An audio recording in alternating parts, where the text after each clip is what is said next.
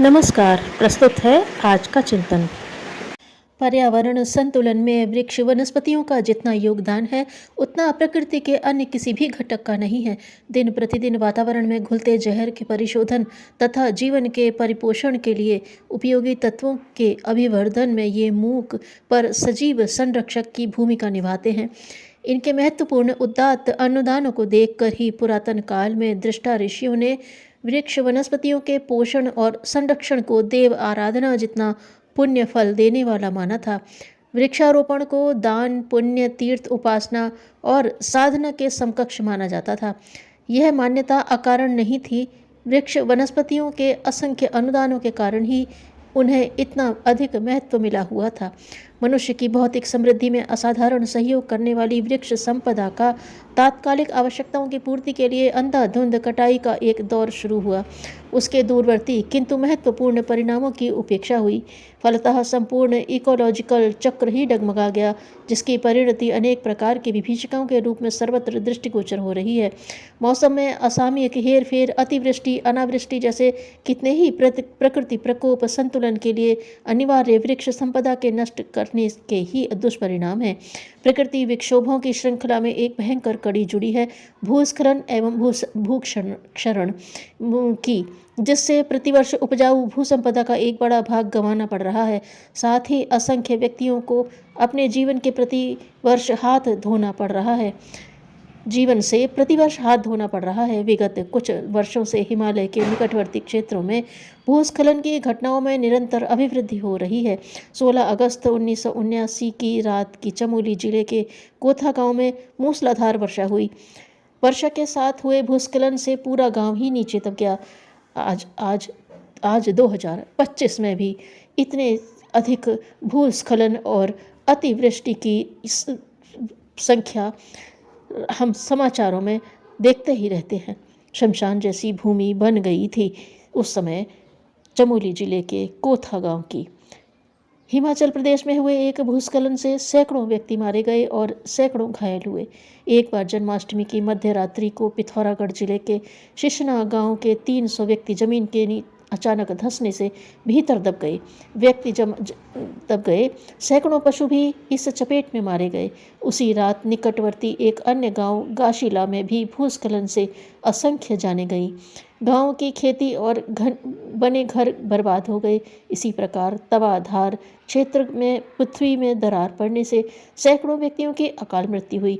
भूक्षरण विशेषज्ञ एरिक एकहोम ने भूस्खलन की इन घटनाओं का कारण पर्वतीय क्षेत्रों में वृक्षों की कटाई को माना है। उनका कहना है कि भारत की समृद्धि का महत्वपूर्ण स्रोत हिमालय बीमार है। उसकी बीमारी भूस्खलनों के रूप में अपना परिचय दे रही है। भारतीय कृषि अनुसंधान परिषद के वैज्ञानिकों ने चेतावनी दी है कि हिमालय की वृक्ष संपदा की कटाई रोकी न गई तो देश को गंभीर संकटों का सामना करना पड़ सकता है। गंगा के पानी से लाखों हेक्टेयर कृषि योग्य भूमि सिंचित होती है। करोड़ों रुपए प्रतिवर्ष गंगा जल से लाभ होता है। भूस्खलन से गंगा के प्रवाह का रुख भी बदल सकता है। भूस्खलन के कारणों को स्पष्ट करते हुए वैज्ञानिकों ने बताया कि 13,000 की ऊंचाई पर हिमालय की वृक्ष संपदा को बुरी तरह नष्ट किया जा रहा है। वनों के काटे जाने से पर्वतीय क्षेत्रों में जल रोकने की क्षमता नष्ट हो जाती है। मिट्टी पत्थर की पकड़ वृक्षों के कारण बनी रहती है। उनके कटते ही जमीन पर कृत्रिम नाले एवं झीलें बन जाती हैं तथा भूस्खलन की घटनाएं आरंभ हो जाती हैं। कुमायूं विश्वविद्यालय के भूगर्भ विज्ञान के अध्यक्ष ने विस्तृत सर्वेक्षण एवं अध्ययन के बाद अपनी रिपोर्ट प्रस्तुत करते हुए कहा कि हिमालय के मध्यवर्तीय संधि स्थान पर कमजोर चट्टानों की पट्टी है। पिछले दशक के अधिकांश भूस्खलन इसी पट्टी के क्षेत्र में आते रहे हैं। वर्तमान समय में इस क्षेत्र में भूस्खलनों के निरंतर बढ़ने के प्रमुख कारण वनों का विनाश तथा विस्फोटक पदार्थों का चट्टानों को तोड़ने के लिए उपयोग।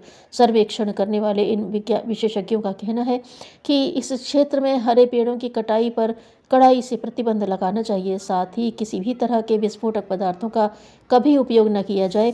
यदि इन बातों की उपेक्षा हुई तो महाविनाश की स्थिति कभी भी उत्पन्न हो सकती है।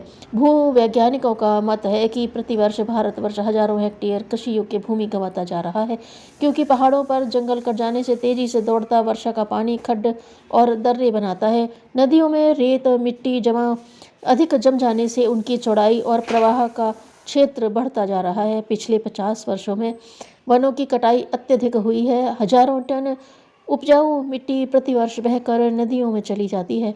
गंगा क्षेत्र में भूमि को अधिक उपजाऊ बनाने वाली उर्वरा मिट्टी का प्रतिवर्ष ह्रास हो रहा है। लाखों एकड़ भूमि अम्ल एवं क्षार की मात्रा बढ़ने से बेकार पड़ी है। नदियों की सतह ऊपर उठ आने से करोड़ों एकड़ जमीन बाढ़ की चपेट में आती है और पानी के निकास की व्यवस्था न बन पाने से बेकार पड़ी रहती है। कृषि योग्य मिट्टी की सतह लगभग 20 सेंटीमीटर तक होती है। इसमें पोषक तत्व नाइट्रोजन, पोटेशियम, फास्फोरस की बहुतला होती है। 13 अन्य प्रकार के पोषक तत्व तथा ऐसे जीवाणु पाए जाते हैं जो भूमि को की उर्वरा शक्ति को बढ़ाते हैं। भू क्षरण से उपजाऊ परत नष्ट हो जाती है, जिसकी आपूर्ति किसी भी कृत्रिम खाद से नहीं हो सकती।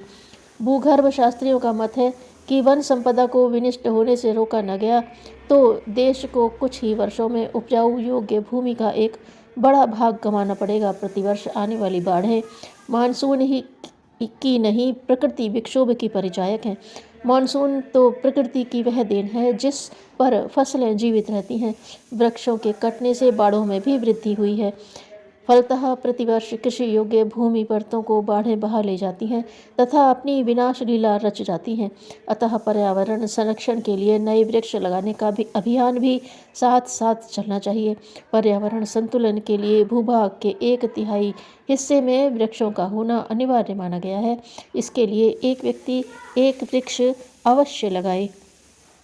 साधना का अर्थ है अपने को अनघड़ से सुगढ़ बनाना। धन्यवाद।